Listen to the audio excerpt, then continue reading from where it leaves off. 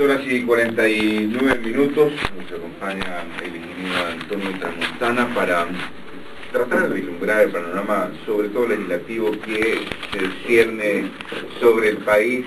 No digo se cierne en peyorativamente, simplemente una manera de decirlo. Con la mayoría absoluta que tiene el movimiento aquí en su país, en el gobierno actualmente, por sí mismo, es decir, la mayoría de 2/3 partes suficientes para hacer reformas constitucionales, por ejemplo, que es la, valga el pleonasmo, mayor mayoría necesaria para reformas legales, según la Constitución, lo tiene por sí mismo. Allí no hay absolutamente ninguna vuelta que dar. Ni digamos la mayoría absoluta de la mitad más uno, y la mayoría simple, pues muchísimo más, que implica simplemente la mitad más uno de los presentes, ¿no? Es decir, la mayoría la tiene por completo el movimiento de Alianza País. Visto así, ingeniero Tramontana, ¿qué función le cabe a la autodenominada oposición? ¿Qué pueden lograr? Bueno, buenos días, complacido de compartir la entrevista y de volver acá a estos micrófonos. A ver, usted lo ha dicho todo. Yo podría decirle que ni siquiera legal y legítimamente, de acuerdo a la Constitución y al Código de la Democracia, pueden aspirar a ser oposición, porque es un bloque que tiene que estar conformado por el 10% del total de los asambleístas, que son 137, eso equivaldría a 14. A lo mucho llegarán a 11, me imagino que harán algún tipo de alianza y serán un bloque de oposición. ¿Qué diría yo? En lugar de llamarse oposición, porque ya no son oposición, ¿bajo qué lupa? La lupa de tener el gobierno una mayoría quizás de 100 contra 37, eso me permite solamente recomendar que deberían llamarse resistencia. Creo que no cabe, o sea, no cabe otra expresión. Otro término que mencionaron es proposición. Pero proposición tanto en cuanto que, si en un momento determinado puede usted encontrarse que lo bueno que tenga esta autodenominada oposición, o quizás llamada resistencia o proposición, no le pasen lo bueno que tenga, que no dudo que lo tenga. Entonces se vuelve demasiado complicado.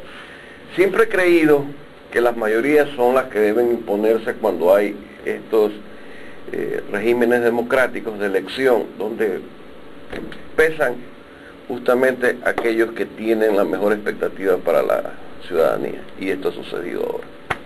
Ahora, los asambleístas de lo que usted habla, señor Tramontana, son todavía posibles, porque hay la posibilidad de que sean más, con los 6 que todavía no están definidos del exterior.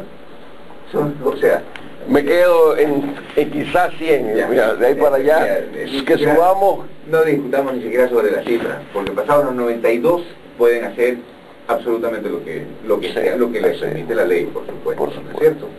Entonces, bueno, esa resistencia, ¿cómo cree usted, oposición, cómo cree usted que se puede desarrollar, habida cuenta de que en efecto, pese a las bondades que podrían presentar como cuerpos legales, o como opiniones, o como propuestas, simplemente las personas que no están con el gobierno van a ser probablemente desoídas dentro de el Parlamento? A ver, pero puede que legítimamente también, ¿no? Sí, puede que exista un elemento que aquí lo podemos catalogar de ingenioso o de creativos. A mi modo de entender, y salvo que me equivoque, si usted se pone a ver este Código Integral de lo Penal, no es una situación que deba estar en manos de la Asamblea, póngaselo a ver. Es una situación que en un momento dado puede llegar a una consulta. Usted me va a decir, bueno, ¿y por qué? Porque aquel afectado, diga usted, de un crimen, de una violación o de un acto que considere la afectación al bien jurídico que sea la vida, yo podría pensar de que la condena no sea 25 años, quizás que la condena sea la propia pena de muerte, o la condena a perpetua, bajo ese establecimiento. No sabemos cuántos posibles afectados tengan esa inclinación y cuántos de los afectados a su vez provoquen ruido sobre otros. Entonces ahí yo creo que hay un tema para saber que facultativamente usted puede recoger firmas para lograr eso. Entonces le dejo como tarea lo que usted bien me pregunta, a lo que bien hemos llamado oposición, yo he llamado resistencia, y la alternativa de quien nos acompaña es muy buena, proposición. Entonces ya tienen una proposición dentro de la resistencia. Pero un buen punto, es decir, tratar de buscar el respaldo ciudadano para las iniciativas que podrían tener. Pero por supuesto, por supuesto. Ahora, si se van a convertir en recoger firmas para todo absolutamente, hasta para opinar, porque... No, para opinar no, porque ahí sí usted tiene sí, libre sí, pensamiento, sí. Pero sí para esta situación que es un agravante dentro de lo que se puede llamar la vida cotidiana de todos los ciudadanos. Usted es un analista de la realidad política, porque ha tenido interés en el tema desde hace mucho tiempo, ha sido parte inclusive de gobierno de ingeniero Tramontana. ¿Recuerda una fuerza tan,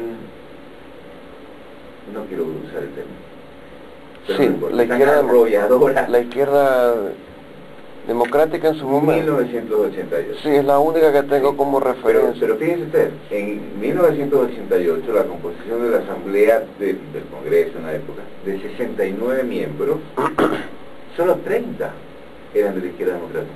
No llegaban ni a la mayoría. Pero, Sí, ¿no? Por sí.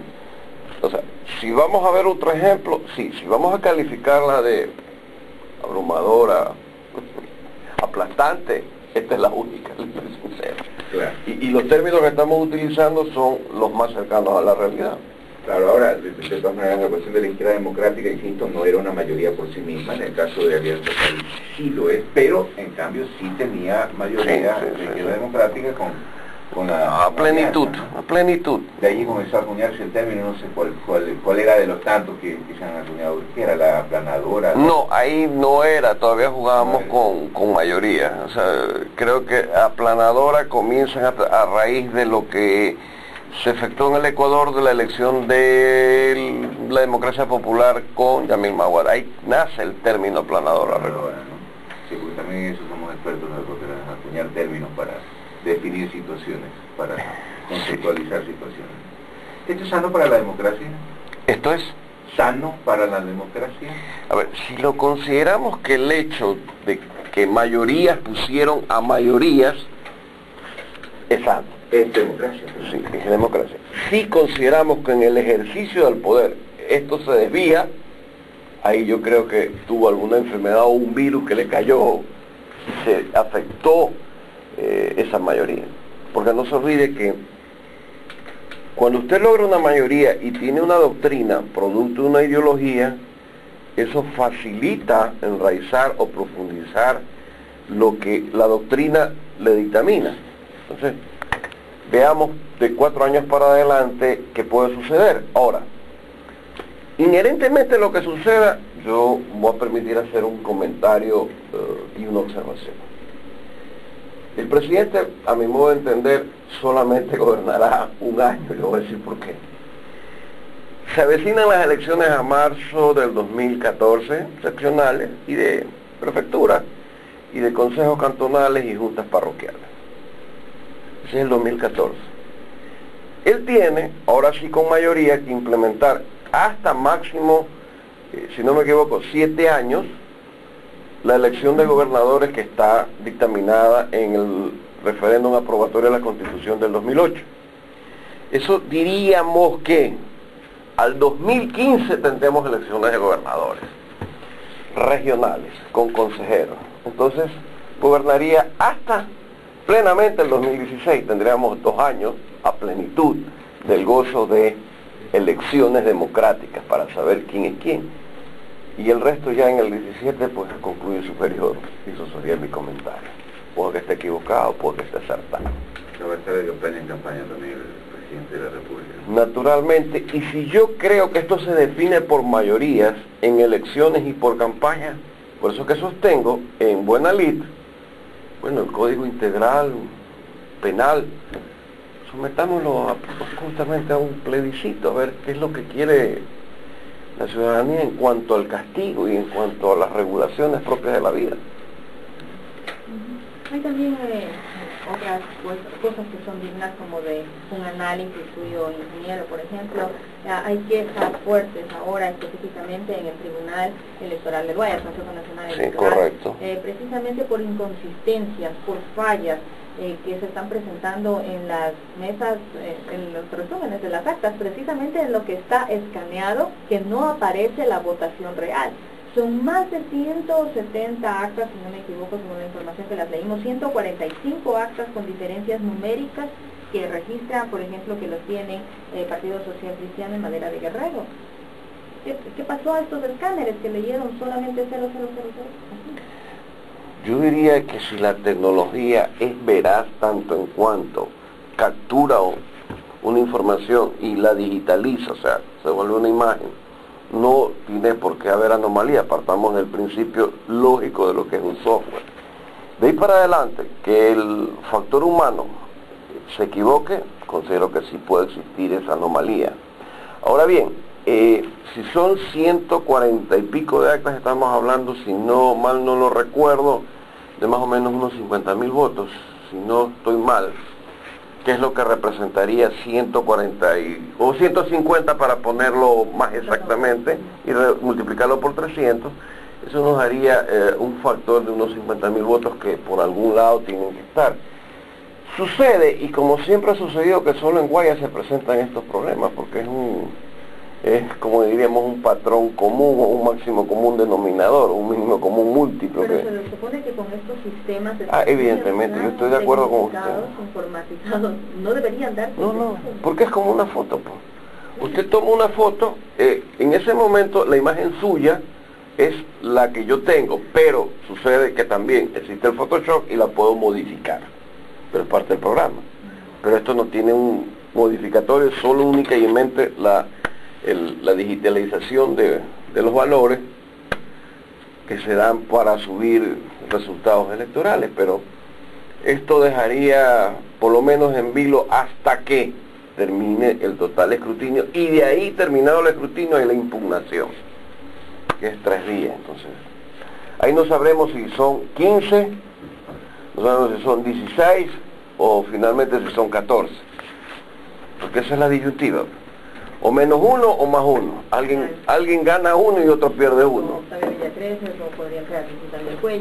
Sí, la situación ahí tiene sus perspectivas, pero ojo con lo que le voy a decir.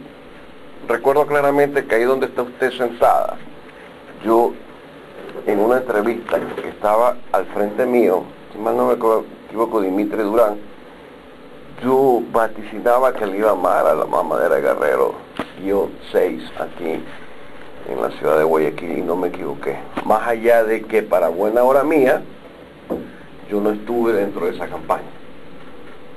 Y lo digo así, por un solo elemento, porque el 2008 sí estuve en la campaña de la aprobación de la Constitución y se ganó por 1%, y estuve en la reelección del alcalde, pero esta vez me anticipé de que no iba a ser el resultado que se esperaba. Y para que se entienda y no hablemos sobre temas que uno puede divagar, a mi modo de entender, y si la matemática política lo permite, si usted saca de 4 a 5 asambleístas en Guayas y Guayaquil, incluida la ciudad de Guayaquil, que es el bastión más fuerte, eso es una derrota. Si usted saca 7, es una pérdida. Me van a decir, bueno, ¿y por qué llama 7 pérdidas? Porque si saqué 7 en el 2009 y se aumentaron 3 asambleístas adicionales para llegar a 20, 13. no, 3 en Guayas. En Guayas. Sí, entonces, ¿qué significaba? Que si mi tendencia era la de aceptación, en este caso abrumadora, porque estamos hablando de un 90%, tranquilamente yo debería tener 8 Pero legisladores. no es imputable a la gestión de Nebot que no haya obtenido ese número. Sí, imputable. Y se puede traspolar esta... A ver, si usted quiere, le voy a dar la cronología de por qué es imputable, que es lo más sensato o cercano a la realidad. 2009, elección de prefecto, no se puso prefecto. No lanzó tampoco. Hubo un acuerdo con ya, perfecto. 2010, hubo una marcha en febrero, la cual dejó un sinsabor a los que participaron. Y de ahí comenzaron comentarios de todo tipo, que por qué callada, por qué no actuó. 2011, elección de una consulta popular, tipo referéndum con plebiscito de 10 preguntas. Hubo un solo pronunciamiento que quiero ser claro.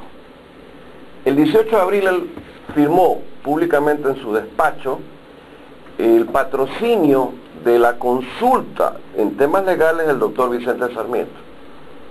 Y después no se recolectaron esa firma, la cual yo me di cuenta y fui uno de los patrocinadores para que él haga esa actuación, porque era el mejor antídoto de esta consulta. Era un mejor antídoto para tener por lo menos una presencia en cuanto a sentir el peso de la ciudad de Guayaquil. Y 2012, que me voy, que no me quedo, que si voy, que si voy a pensarlo. Entonces, todo esto, si usted se pone a ver en la medida de las posibilidades, más allá de que no podía hacer campaña directamente por ser funcionario público, termina dando los resultados. O sea, la política no es que de la noche a la mañana las cosas cambian porque cambian, sino porque es la suma de errores o aciertos que provocan resultados.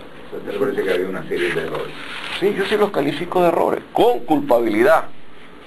En el burgomaestre lo digo públicamente, o sea, no tengo por qué no negarlo, porque los he vivido además, pues, o sea, y uno estaba diciendo, bueno, el camino es por aquí, bueno, si te vas por acá, sabes que tú decides, porque yo no soy el actor político finalmente. Está haciendo memoria de otra elección, la de 2001, la consulta popular para determinar, 2001 me parece, para determinar autonomías, que obtuvo en la provincia del Guayas más del 92%. Jamás se instrumentó la autonomía. Evidentemente. Jamás se instrumentó jurídicamente. Nunca. Y no solamente fue en Guayas, fue en 6 provincias. Sí, y en una inclusive más que en Guayas. Me parece que fue una de la Amazonía. Ni siquiera jurídicamente, porque lo único que conceptualmente se hizo para defender ese resultado por parte del alcalde de Nebot fue decir que autonomía se hace al andar, ¿cierto? No hubo absolutamente nada más. Y traía esto a colación, por este mismo hecho, hay momentos, hay coyunturas que hay que aprovechar, porque las situaciones o las coyunturas políticas cambian, y pueden cambiar radicalmente, inclusive de una elección a otra, de un año a otro, de un día a otro, ingeniero Tramontano. España lo vivió. Recuerda usted las elecciones entre el Partido Socialista, me parece que era el Partido Socialista Obrero Español, el Partido Popular de Aznar y justamente el de con los ataques terroristas. Pérez Rubalcaba, del otro lado, que era Zapatero, Rodríguez Zapatero. Y por los ataques terroristas ocurrió un jueves en Atocha. En Atocha. En cuestión de 3 días cambió la voluntad popular por el pésimo manejo comunicacional del gobierno. De las coyunturas políticas hay que aprovechar. Y usted acaba de decir algo, el manejo de lo que se llama comunicación en crisis es lo que lo salva o lo que lo hunde. Y eso está comprobado a lo largo y ancho de la historia de la política de los países y de las empresas. Ahora, podemos traspolar estas elecciones que han sido de carácter provincial, para el caso de asambleístas y nacional, pues para el caso de también asambleístas de esa característica y el presidente de la República, por supuesto, a una elección que será cantonal en 2014, en el caso específico de Nebot Sadri. En el caso específico, yo conociéndolo a él, y hay un cliché que él sí lo tiene, que prácticamente le gusta, que está en la vistazo de marzo del 2010, nada es para el azar. Él va a pensar muy bien en su reelección. O sea, si hay un riesgo de que no gane, no. ¿Y el riesgo dónde está? Si ya hubo elección distrital para lo que se refiere a los asambleístas provinciales, mi pregunta es, ¿por qué no va a haber elección distrital para los concejales? O sea, usted no va a obtener plancha de 15. Tiene que haber, no sé cómo está el código de la mujer. O sea, es clarísimo que va a existir una distritalización de los concejales, producto de una realidad que la sabemos todos. Y quién sabe. Ahora, ¿cómo será? Porque no, solamente las parroquias de Guayaquil. No, desde hacer una digresión. Lo que pasa es que la composición del Consejo Cantonal es distinto del número de representantes que tiene la provincia como Entonces, en la asamblea. Eso de ahí va, solamente usted tendrá que sacar como el del distrito 3, eliminar Playas, eliminar San Borondón y eliminar Durán. El resto quedaría solamente separando la Febres Cordero, separando la Jimena y la Tarqui. O sea, quedarían 3, claro, porque las 4 son todos los cantones de claro. Entonces, para mí que habría unos 5 distritos donde usted elegiría aproximadamente 3 concejales, que son los 15. Entonces ya la cosa tiene otro peso, otra envergadura, y eso significaría que tendría que tener cuadros para eso, y estructurar sus brigadas o sus comités cívicos ciudadanos de tal manera que respondan. Y si él participa, sí va a tener arrastre. Pero la pregunta es, si él decide no participar, ¿cómo es que se entrega la posta? ¿Verdad? ¿Y la posta de quién es? Para empujar. ¿Se ve una figura? Bueno, diría yo que la mejor figura en este momento lo ubicaría en 2 personas, le soy muy sincero. O 3, las voy a barajar. Coyunturalmente podría darse una alianza con Anabel Asín, que goza de una alta popularidad, con alianza. Podría ser la doctora Cintia Viteri Jiménez, ¿no?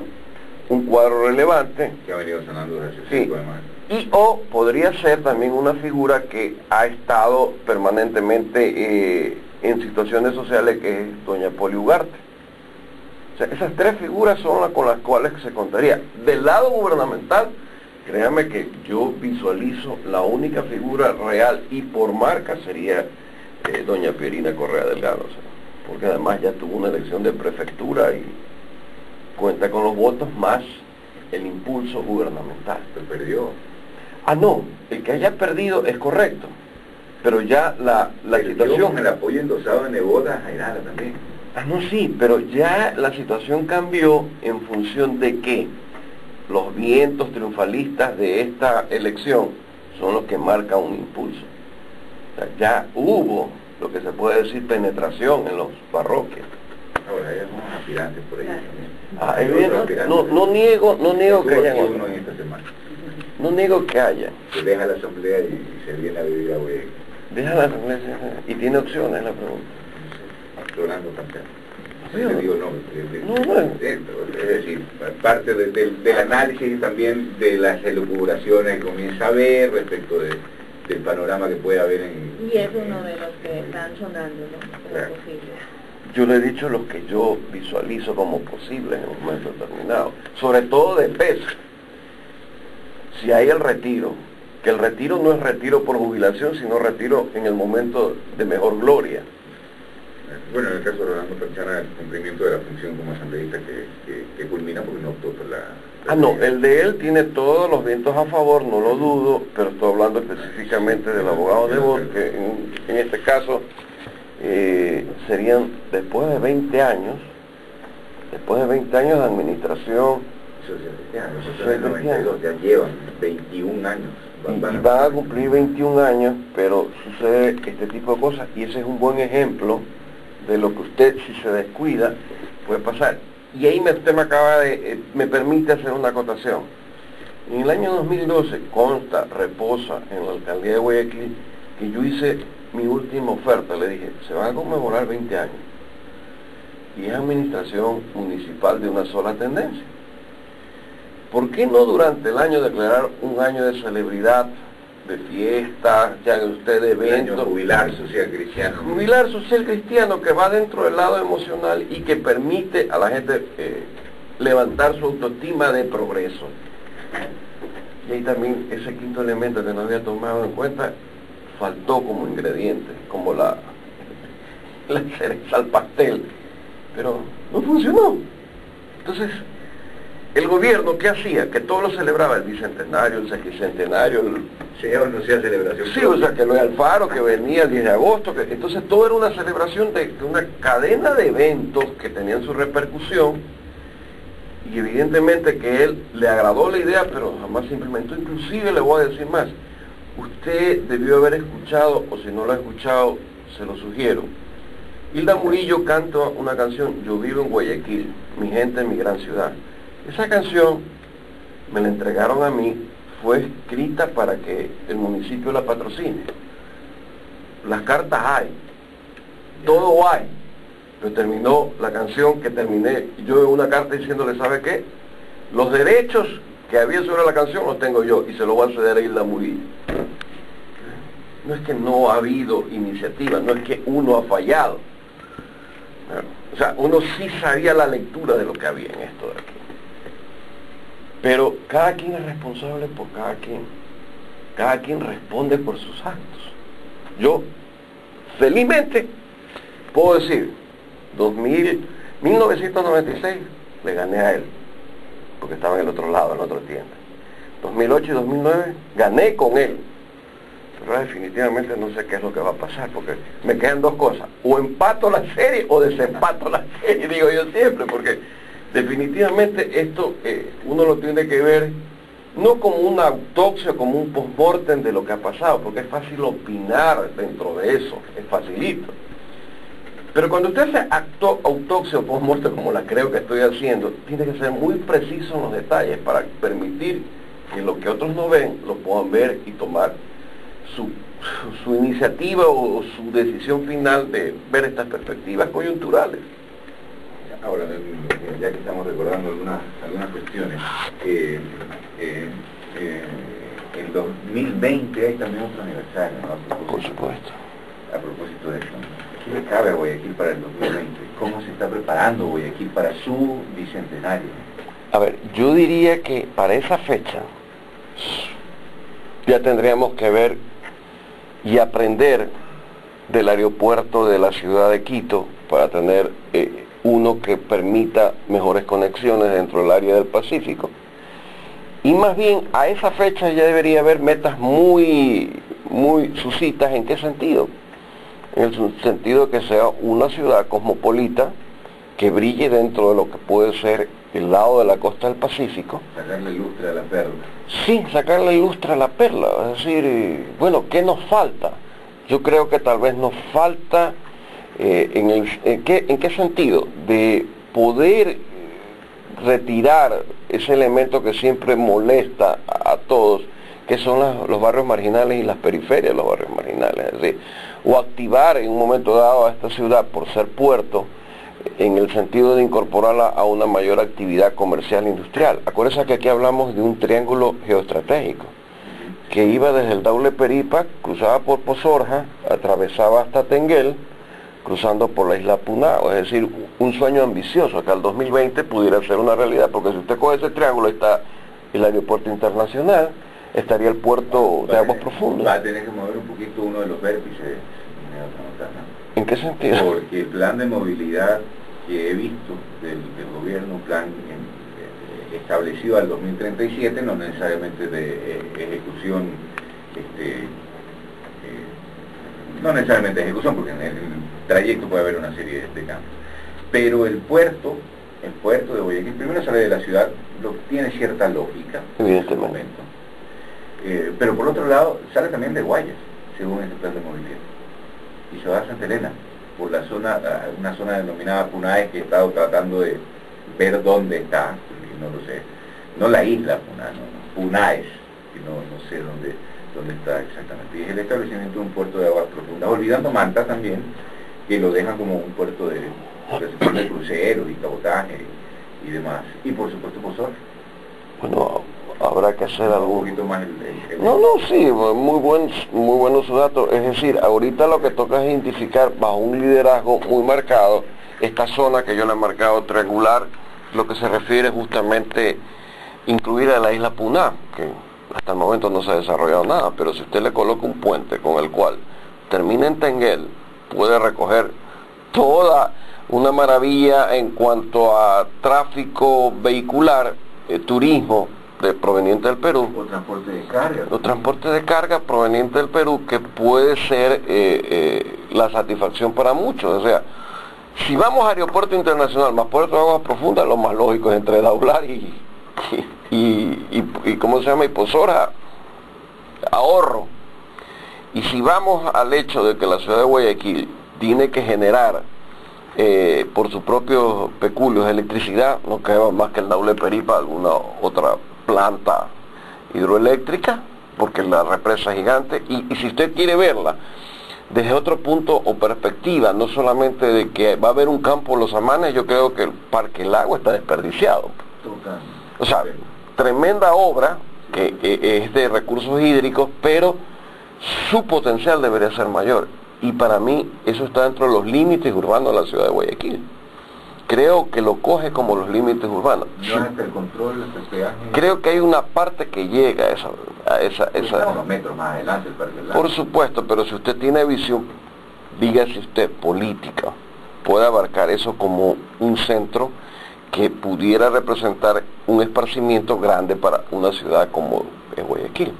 Entonces, ya no es solo la ciudad cosmopolita, la ciudad de la regeneración urbana, sino que una ciudad que comienza a acoplarse dentro de la órbita territorial con recursos que han sido naturales y están ahí, solamente de integrarlo. Es una visión, o sea, es una visión que uno la plantea. Esperemos que el gobierno, si la escuche, no la incorpore, sin dejar que hemos sido los autores de todo aquí en Radio Santiago el día 1 de marzo, pero si usted se pone a ver geoestratégica y geopolíticamente, y más que todo territorialmente, Guayaquil goza de privilegios naturales que no han sido aprovechados.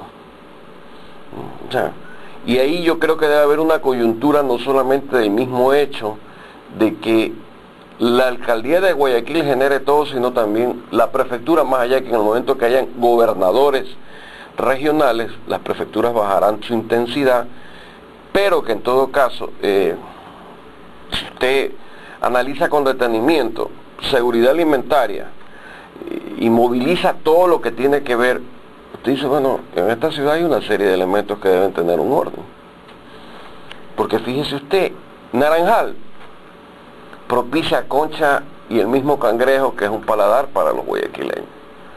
Si usted va para justamente sale de las perspectivas de Guayaquil, cercano a la provincia del Guaya, se va a encontrar con Cerecita, un lugar donde ya prácticamente hay cultivos que abastecen a la ciudad de Guayaquil y al país. Entonces está ubicada en un plan donde también está una presa del azúcar, donde hay agricultura, está cercana a una ruta del sol que tiene maravillas de paisaje. Entonces usted dice, bueno, si me pongo a hacer un círculo dentro de un radio, y dentro del círculo medir el radio para medir el alcance, usted va a decir, bueno, desde Pozoras para el lado, dígase usted, inclusive de llegar hasta Jipijapa, pasando por ciertas provincias como Los Ríos y terminando quizás cercana a Bolívar y próxima al Oro, hay un radio de acción muy interesante, que el gobierno, teniendo las mediciones y los datos, pues lo sabe aprovechar. O sea, no hay que negarle que esta ciudad, quiera o no, sin ser capital de la República, tiene un peso que no se lo va a quitar a nadie. Y por supuesto, las ciudades compiten. Si usted va a Manta, usted ve el enorme empuje y desarrollo que tiene Manta. Usted lo nota. Pero que es actividad privada, netamente. O sea, basta recorrer el país y usted se da cuenta, bueno, o sea, sí tenemos cosas hermosas, pero otros las tienen preciosas. Bueno. Entonces, ahí está el momento de decidir quiénes son los líderes que, teniendo visión, puedan precautelar y no intereses particulares, y yo me atrevería a decir hasta regionales. Ese es el norte que le queda a una ciudad emprendedora en la cual pues todos tenemos el orgullo de haber nacido aquí, la vemos tan pujante, como siempre altiva y sobre todo con una autoestima, pero con un golpe, si cabe la expresión, bajo en la canilla de esta elección provincial, porque tampoco la vamos a negar y tapar el dedo con el sol. Pero que va a haber recuperación, yo estimo que sí debe haber recuperación. ¿Quién sabe si es suficiente? Ese es el problema, pero de todas maneras, ya que estamos en Radio Santiago, vamos a poner una vela a los santos para que ayuden en este caso a que se recupere esto, y por supuesto hemos contribuido de manera generosa y aceptando pues que es la voluntad de ustedes la que me permiten dar estas opiniones y comentarios, a que veamos esta realidad próxima. No queda otra, porque de lo contrario estaríamos comentando los errores del pasado y no el futuro, que es lo que interesa. Bueno, lo interesante sería que no se identifiquen líderes, como dice, para llevar adelante la ciudad, no solamente los de conveniencia política, sino los mejores, ¿no? Que verdaderamente puedan llevar adelante lo que Guayaquil espera. Por supuesto, ahí yo creo que dentro de lo que se puede llamar visión política, voy a hacer una acotación, 50% me convence la autonomía y 50% no me convence la autonomía. Pero tiene que haber una decisión. Evidentemente. Hubo una decisión en su momento y se burló de cierta forma esa decisión. Usted habrá... No de acuerdo. No. Hubo una decisión. Usted habrá visto que el Ministerio de Transporte y Obras Públicas, en una publicación en esta semana, va a hacer una inversión de alrededor de 160 millones de dólares en obras de infraestructura. ¿En Guayaquil. Claro, colindante con la Puntilla y todos los alrededores. Es buena obra, si así se pelean las autoridades, me parece fantástico. El hecho de dragar el río también es muy importante. Pero ahí es que usted se puede dar cuenta justamente de que todo esto gira en un orden y alguien tiene que tener la visión para tener el orden. O sea, faltan cosas por hacer, fíjese. Si establecemos una meta, ya que estamos lanzando ideas, pues lancemos esta, ¿no? El Guayaquil 20/20, en alusión a su 2020 bicentenario y a lo que debiéramos proyectar para que nos encuentre de cierta forma ese bicentenario, ¿no? Vea, usted me ha hecho recordar algo del 2020 que sí me agrada la idea y es una muy buena iniciativa, licenciado Guerrón. Al abogado Nebo yo le propuse en el 2010 la iniciativa 2010, ¿ya? Que eran 10 años de administración y todas las obras 20. Entonces usted comenzaba a enumerar las obras. Pero su iniciativa 2020 me parece que tomémosla como un desarrollo futurista, y usted que está todos los días en la radio, para ver hasta dónde se puede llegar, qué es lo que falta por hacer. Creo que estas iniciativas sí valen la pena impulsar. Porque estamos a la vuelta de la esquina, 7 años. Estamos a la vuelta. Estamos a la vuelta de la esquina. Yo recuerdo que conversé esto con una persona del sector privado en ese momento, parte de un grupo autonomista precisamente en 2007, probablemente. ¿Ya? Y ni ese grupo, ni yo, claro, hago una culpa, ni nadie ha planteado esa proyección que debe tener, no solo Guayaquil, el país, hacia dónde vamos, cómo vamos a llegar a ese punto. No se plantea. Pero bueno. Queda el nacimiento el 1 de marzo de hoy en esta radio, que es es una iniciativa que yo sí creo que se la puede impulsar, porque tendrá la acogida de una gran mayoría, estoy seguro. Pero no desmaye. O sea, la iniciativa nace de usted. Yo la puedo replicar cuantas veces me entrevisten, pero prefiero que usted, que tiene todos los días aquí participantes. Mira, yo voy a hacer como hace este autor del socialismo del siglo XXI, que es una ideología en construcción, que también es un concepto en construcción, sí, que se aporte nomás. O es un contenido. Digamos, lo más fácil para un escritor malo es comenzar con el título del libro, ¿no? Entonces yo le he puesto el título del libro. Yo he aportado en una parte en la visión geoestratégica, no se olvide. El índice. Sí, no se olvide de ese elemento en el cual el día de hoy hemos aportado, pero muy buena iniciativa, de aquellas pocas que a veces se escapan. Claro, sí. Sí, no, es verdad, porque si no, no llegamos a... Y sabes que a los 2 años vamos a hacer esto, cuando debería ser desde ahora. Y lo aplaudo, con sinceridad. Y nos quedamos en los juegos pirotécnicos, en la retreta, y nada. 8:28, gracias Antonio Tramontana por su compañía. A ustedes siempre, y muy buenos días. Hacemos una pausa.